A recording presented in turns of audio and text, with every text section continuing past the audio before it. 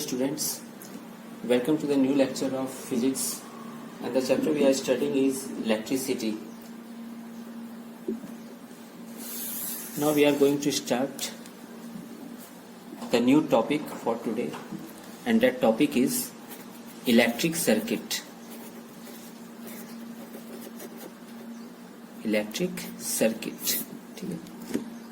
तो देखिए सर्किट क्या होता है, बोलचाल की भाषा में आप लोग घर पे यूज करते होंगे कि यार बहुत पहले है ना, क्या कहते हैं, घर में अगर फैन खराब हो गया हो या फैन नहीं खराब हुआ हो, मतलब स्विच बोर्ड में अगर कुछ खराबी होता है तो हम लोग कहते हैं सर्किट में छेड़छाड़ हो गया, या बहुत जगह सर्किट शब्द का सुने होंगे, शॉर्ट सर्किट हो गया, ठीक है। तो मतलब सर्किट शब्द आप पहले से सुने हैं, ठीक है। अब वो मत याद दिलाइएगा, सर्किट मतलब वो मुन्ना भाई MBBS वाला सर्किट, ठीक है, वो अलग चीज है। तो यहाँ हम लोग उस इलेक्ट्रिक सर्किट के बारे में पढ़ने वाले हैं, ठीक है। अब इलेक्ट्रिक सर्किट बेसिकली होता क्या है, ये कुछ नहीं, एक क्लोज्ड पाथ है, मतलब एक तरह से समझ सकते हैं, अ क्लोज्ड पाथ, ठीक है। क्लोज्ड कंडक्टिंग पाथ कह देते हैं, कंडक्टिंग इसलिए क्योंकि इसमें करंट फ्लो करेगी, ठीक है, अ क्लोज्ड कंडक्टिंग पाथ, ठीक है। अब इसमें बहुत सारी चीजें होती है, मैं पूरा डिफिनेशन नहीं लिखवा रहा हूँ क्योंकि इसका डिफिनेशन इंपॉर्टेंट ही नहीं है। इसमें है ना, क्या कहता है, क्लोज कंडक्टिंग पाथ, जिसकी वजह से हम लोग को करंट मिलता है। अब करंट के लिए क्या क्या चीजों की आवश्यकता है आप लोग समझ सकते हैं। एक तो बैटरी चाहिए हम लोग को, सेल या बैटरी चाहिए। उसके बाद कनेक्टिंग वायर्स चाहिए जिसमें है ना कि करंट फ्लो करेगा, यानी इलेक्ट्रॉन्स फ्लो करेंगे। और क्या चाहिए, अब करंट जो फ्लो किया उसको नापना भी तो है, तो उसके लिए एक अलग डिवाइस होता है, ठीक है। उसके बाद एक पोटेंशियल, याद है पोटेंशियल हम लोग पढ़ रहे थे, पोटेंशियल डिफरेंस होता है, तो पोटेंशियल डिफरेंस नापने के लिए एक अलग डिवाइस होता है। अब है ना, क्या कहता है, करंट चल रहा है, तो अब हम लोग ये चाहेंगे ना कि हमारी मर्जी से है ना, क्या कहता है, वो करंट चले, हमारी मर्जी से वो करंट स्टॉप हो। और ये मर्जी हम लोग किसकी वजह से कर पाते हैं, स्विच की वजह से। तो स्विच की भी जरूरत होगी इस सर्किट में, ठीक है। तो वो चीजों की जिस चीजों की यहाँ पे जरूरत होगी, है ना, और ऊपर से एक बल्ब भी तो होना चाहिए। सर्किट बना के कर क्या रहे हो, कुछ तो जलाना चाहोगे, हीटर जलाना चाहोगे, पंखा जलाना चाहोगे, है ना। तो ये पंखा, हीटर, आयरन, बल्ब, ये सब बेसिकली एक अलग चीज में आ जाता है जिसको हम लोग रेजिस्टेंस कहते हैं, ठीक है। वो रेजिस्टेंस की हम लोग डिटेल स्टडी बाद में करने भी वाले इनफैक्ट। तो अब हम लोग को ये सब चीजों की जरूरत है यहाँ पे, तो वही चीजों की जो, इन सब चीजों की जो जरूरत है, इन चीजों का जो एक सिस्टमेटिक डायग्राम जो होता है वो हम लोग इलेक्ट्रिक सर्किट में पढ़ते हैं, ठीक है। तो ये क्लोज्ड कंडक्टिंग पाथ, क्लोज्ड क्यों होना चाहिए, अगर क्लोज नहीं रहेगा, ओपन रहेगा, तो इसका मतलब क्या है कि करंट फ्लो ही नहीं करेगा। कभी देखें कि तार खुला हुआ तार है ना, फ्लो कर रहा है, उसमें करंट नहीं। तार जब तक क्लोज नहीं होता है तब तक है ना, क्या कहते हैं, वो उसमें करंट फ्लो नहीं करते हैं। और ऐसा भी नहीं होता है कि है ना इलेक्ट्रॉन चलते चलते गिर जाता है, ऐसा कुछ कंसेप्ट नहीं है, ठीक है, कि तार अगर खुला हुआ है तो इलेक्ट्रॉन गिर जाएगा नीचे, ऐसा कुछ नहीं होता है। लेकिन हाँ, ये सब हम लोग को जानना चाहिए कि क्लोज कंडक्टिंग पाथ होना चाहिए। तो मैं इसका डिफिनेशन नहीं लिखवा रहा हूँ। अब मैं यहाँ पर कुछ इंपॉर्टेंट चीजों का मैं सिंबल लिखवा देता हूँ, क्योंकि अब जैसे मान लीजिए बैटरी बनाना है, अब कार का बैटरी आपने देखा है, तो यहाँ पे मैं कार का बैटरी ड्रॉ करना शुरू कर दूंगा। या मान लीजिए बल्ब बना, तो अब बल्ब बना दूंगा, पंखा बनाना है तो पंखा बनाने लगूंगा, तो ऐसा कुछ करना नहीं है यहाँ पे। तो हर चीज का यहाँ पे एक सिंबॉलिक रिप्रेजेंटेशन होता है, या कह सकते हैं सिंबल्स होते हैं। उन सब चीजों की मदद से हम लोग एक इलेक्ट्रिक सर्किट बनाएंगे। तो अब सबसे पहले मैं ना उन सिंबल्स का जिक्र कर देता हूँ, कैसे उसको रिप्रेजेंट करना होता है, और इसको आपको हूबहू याद ही करना है। इसमें I can't help you anything, ठीक है, तो आपको याद ही करना है यहाँ पर। तो इलेक्ट्रिक सिंबल, बहुत चीजों का सिंबल होता है, जो चीजों की जरूरत होगी और जो चीज ज्यादा इंपॉर्टेंट होगा, मैं वहां बोल दूंगा कि these symbols are very important, you should memorize it. और बाकी चीजों को आप बस देख के छोड़ सकते हैं, ठीक है। तो सबसे पहला जो इंपॉर्टेंट होता है, इलेक्ट्रिक सेल, ठीक है। अब इलेक्ट्रिक सेल का सिंबल कैसा होता है, इसको याद रखना है, ठीक है। एक बड़ा डंटा, बगल में एक छोटा डंटा, फिर इधर से तार जा रहा है, ठीक है। ये प्लस बड़ा डंटा हाई पोटेंशियल, छोटा डंटा निगेटिव पोटेंशियल, है ना, या लो पोटेंशियल, ठीक है। ये इलेक्ट्रिक सेल हो गया। ये दूसरा बैटरी, ठीक है। जो सेल का काम होता है वही बैटरी का भी काम होता है ना। बस सेल और बैटरी में डिफरेंस क्या होता है, सेल और बैटरी में डिफरेंस ये होता है कि combination of cells is called battery, है ना, ये आप लोग जानते होंगे। तो अब यहाँ पे क्या किया जाता है, ऐसा जो बनाया गया ना, एक दो ठो और ऐसा बना दिया जाता है। जैसे एक ऐसे लाइन खींचे, एक बड़ा डंटा बनाए, एक छोटा डंटा बनाए, फिर एक बड़ा डंटा बनाए, एक छोटा डंटा बनाए, ठीक है, ऐसे। अब ये नहीं कि 5 6 7 8 बनाना शुरू कर दिए, 2 3 काफी होता है। ठीक है, मैं जैसे यहाँ पे 2 ही बना रहा हूँ। ठीक है, इधर हाई पोटेंशियल, इधर लो पोटेंशियल, ये बैटरी का सिंबल हो गया। फिर तीसरा जो इंपॉर्टेंट है, connecting wire. Connecting wire, connecting wire simple straight line से इसको रिप्रेजेंट किया जाता है, कनेक्टिंग वायर को। अब यहीं पे 2 चीज मैं एक ही साथ बना देता हूं। अगर ये वायर ज्वाइंट हो, ज्वाइंट मतलब समझ में आ रहा है, 2 वायर ज्वाइंट हो तो कैसा होगा? ठीक है, और wires not joint, not joint मतलब ऊपर से क्रॉस कर रहे हैं। कभी कभी होता है ना, एक तार के ऊपर से दूसरा तार ऐसे करके क्रॉस होता है, उसको हम लोग कैसे रिप्रेजेंट करेंगे? वैसे ये दोनों जो मैं अभी बताने जा रहा हूँ 4th नंबर में, ये ज्यादा इंपॉर्टेंट नहीं है, लेकिन बस जान जाइए। ज्वाइंट जो तार होते हैं, मान ले एक तार ऐसे से जा रहे हैं, एक तार ऐसे से आ रहे हैं। ठीक है, ज्वाइंट में क्या होता है, बस यहाँ पे एक थोड़ा सा गोल ऐसा बना दिया जाता है ना, ऐसा समझिए गांठ टाइप का बना दिया गया। ठीक है, गोल ऐसा, तो ये ज्वाइंट का रिप्रेजेंटेशन हो गया। नॉट ज्वाइंट का रिप्रेजेंटेशन कैसे? जैसे कि मान लीजिए कि एक तार ऐसे करके आ रही थी, अब हमको चाहिए कि यहां से इसको क्रॉस करे, इस पे ज्वाइन नहीं है, ऊपर से या बगल से ऐसे करके चली जाए। ठीक है, तो इसका रिप्रेजेंटेशन कुछ ऐसा होता है, देखिएगा ध्यान से। ऐसे करके ले गए, यहां से ऐसे बने, ऐसे बम्पर टाइप का है ना, तो ये क्या हुआ, ये इसका मतलब ज्वाइन नहीं है।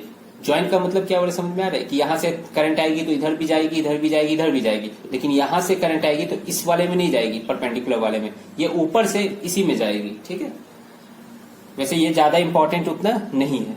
4th नंबर, आगे बढ़ते हैं।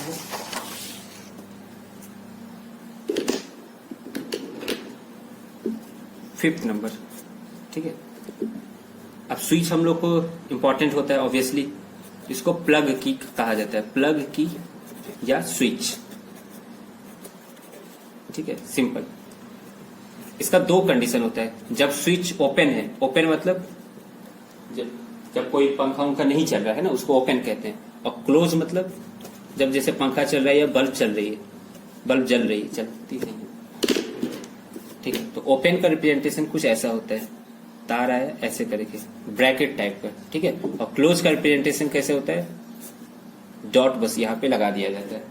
ठीक है, तो यहां से ये समझ में आ रहा है कि यहाँ पे डॉट नहीं है, मतलब इसका मतलब क्या है, ये ओपन है।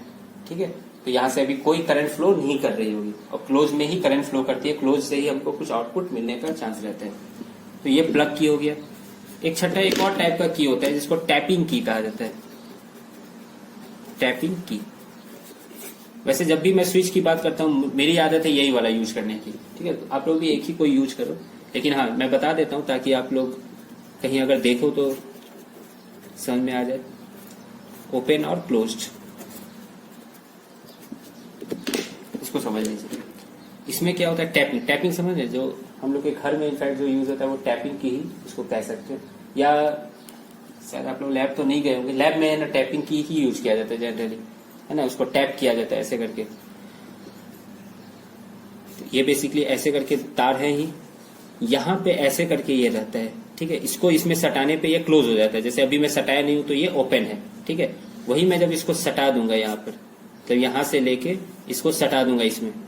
ठीक है, समझ में आ रहा है, ये गोल गोल इसको सटा दिया तो ये क्या हो गया, क्लोज हो गया। अब यहाँ पे करंट फ्लो करेगी, यहाँ पे करंट फ्लो नहीं कर रही थी स्टार्टिंग में। ठीक है, तो ये इंपॉर्टेंट हो गया, बेसिक्स।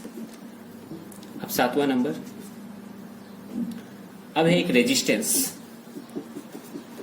रजिस्टर। ठीक है, रजिस्टर, इसको आर से हम लोग डिनोट करते हैं अक्सर। खैर इस पे हम लोग डिटेल चर्चा भी करने वाले हैं ओम्स लॉ के बाद, अभी मैं हल्का सा बता देता हूँ। रजिस्टर का जो सिंबल होता है ऐसे करके जिगजैग मैनर में ऐसे करके, ठीक है, ऐसे करके सिंबल होता है। अब ये रजिस्टर ही बेसिकली पंखा बल्ब यही होता है। ठीक है, तो ये ऐसे करके हम लोग करते हैं। 8वां होता है वेरिएबल रजिस्टर। मतलब रजिस्टर को कैसे वेरी कर सकते हैं, जैसे अब एक बल्ब लगा दिए तो उसको वेरी अब नहीं कर सकते हैं, वो अब हमारी अब मजबूरी होगी, अब उस बल्ब को ही रखना होगा। लेकिन मान लीजिए सर्किट में, खासकर लैब में ऐसे रजिस्टर्स होते हैं जिसमें है ना आप रेजिस्टेंस को चेंज कर सकते हैं। उसके लिए है ना क्या कहते हैं, एक सिंबल ऐसा होता है, ऐसा ही रहता है, बस यहाँ पे एक एरो मार दिया जाता है। ठीक है, 9वां रियोस्टेट।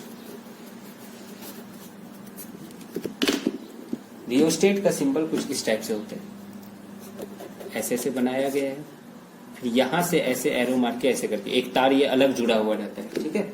ये तार किसी से नहीं जुड़ा रहता है, ये जुड़ा हुआ रहता है किसी से, यहाँ पे इससे जुड़ा हुआ रहता है। 10वां एमीटर। एमीटर, एमीटर का काम होता है टू मेजर द करंट, ठीक है, टू मेजर द करंट। इसका सिंबल इस टाइप से बनाया जाता है, ए लिख दिया जाता है यहाँ पे, और एक तरफ प्लस एक तरफ माइनस, है ना, इधर से जुड़ा हुआ रहता है सर्किट में। फिर 11वां number voltmeter. Voltmeter का काम क्या होता है, पोटेंशियल डिफरेंस को नापना। अब इसके बारे में हम लोग डिटेल स्टडी बाबू आगे करेंगे, अभी बस ऐसे सर्किट के लिए सिंपल हम लोग याद कर रहे हैं, प्लस और यहाँ माइनस, ठीक है। इसको पैरेलल में भी लगाया जाता है, इसको सीरीज में लगाया जाता है मीटर को, ये सब हम लोग बाद में पढ़ेंगे। 12वां होता है गैल्वेनोमीटर। गैल्वेनोमीटर का काम होता है कि करंट बस है कि नहीं, बस ये बताना होता है ना, टू डिटेक्ट द करंट। जैसे एमीटर तो नाप दे रहा है, गैल्वेनोमीटर में हम लोग नापते नहीं है कि करंट है कि नहीं, बस ये देखते हैं, और किधर है, लेफ्ट साइड जा रहा है कि राइट साइड जा रहा है, ये हम लोग देखते हैं, है ना। टू डिटेक्शन ऑफ करंट के लिए यूज किया जाता है गैल्वेनोमीटर के, और थोड़ा बहुत इसका यूज है ना स्मॉल करंट के लिए भी किया जाता है, लेकिन हम लोग के लिए बस detection of current he important है। इसका सिंबल भी क्या है, जी, कैपिटल जी से रिप्रेजेंट किया जाता है। तो आप एक चीज देख रहे हैं, जो भी डिवाइस है जिससे नापने का काम हो रहा है उसको बस AVG ऐसे करके रिप्रेजेंट कर दिया गया हम लोग। कोई दिक्कत तो हो गया, इतना काफी है ना। मैं यहाँ पे थोड़ा जगह छोड़ देता हूँ, अगर कुछ मिलेगा लास्ट में तो यहाँ पे हम लोग नोट करेंगे। अब हम लोग इलेक्ट्रिक सर्किट का बनाएंगे। तो यहाँ पे एक क्वेश्चन पूछा जाता है अक्सर एग्जाम में कि draw simple closed electric circuit, ठीक है, सिंपल सर्किट जहाँ बेसिक बेसिक चीजों की यूज की है। ऐसा नहीं कि सब कुछ घुसा दिया उसमें और गंदा टाइप का बना दिया, कुछ कुछ जो बेसिक इंपॉर्टेंट चीजें हैं उनका हम लोग का यूज करते हुए इलेक्ट्रिक सर्किट बनाना है। चलो बनाते हैं।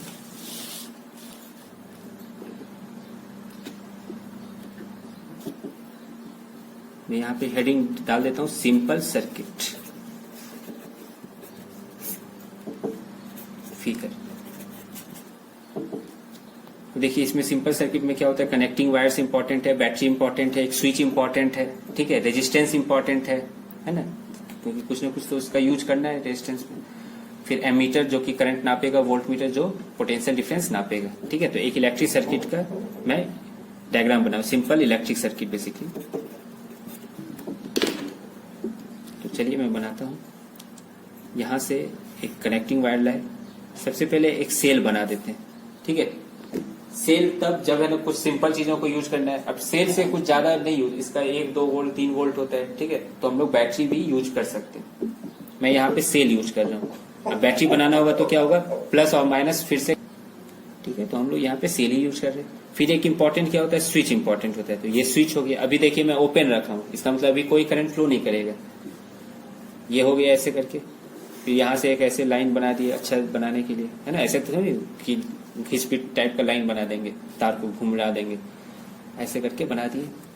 यहाँ पे एमीटर लगा दिए। एमीटर का काम क्या होता है, करंट नापना, तो एमीटर का भी जरूरत होता है सर्किट में।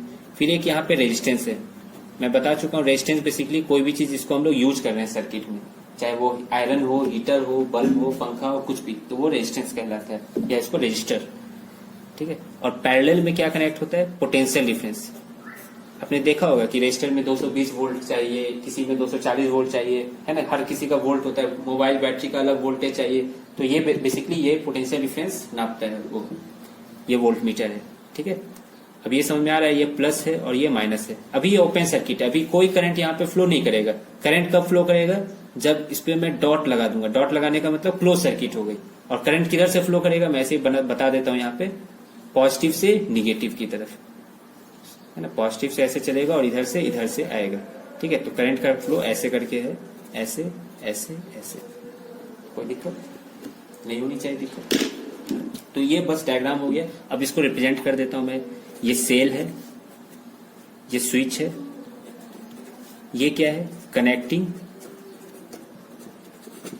वायर्स है, ये रेजिस्टर है,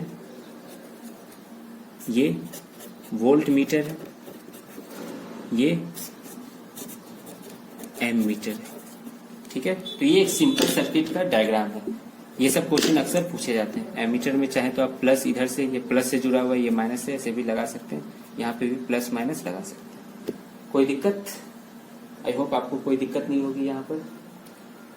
तो आज के लेक्चर में आपने इलेक्ट्रिक सर्किट समझ में आ गया। अब वोल्ट मीटर एमीटर में क्या डिफरेंस होता है वो हम लोग आने वाले, जब हम लोग ओम्स लॉ पढ़ लेंगे, वोल्टेज का मतलब समझ जाएंगे, करंट का मतलब तो समझेंगे थोड़ा बहुत, तब हम लोग वो सब चीज पढ़ेंगे। ठीक है, अभी तक मैं इतना ही रखता हूँ। रेजिस्टेंस का तो एक अलग ही टॉपिक है, 2-3 लेक्चर रेजिस्टेंस पे ही चलेंगे, रजिस्टर पे। तो ये क्या है, क्लोज सर्किट है। ठीक है, ओपन रहेगा तो ये डॉट को नहीं लगाना बस, है ना। ये स्विच कैसा है, क्लोज्ड है। आई होप आज का लेक्चर आपको समझ में आ गया होगा। ठीक है, फिर नया लेक्चर मैं बना रहा हूँ अभी, वो होगा ओम्स लॉ पे, है ना, आगे वाले टॉपिक्स पे। ठीक है, थैंक यू।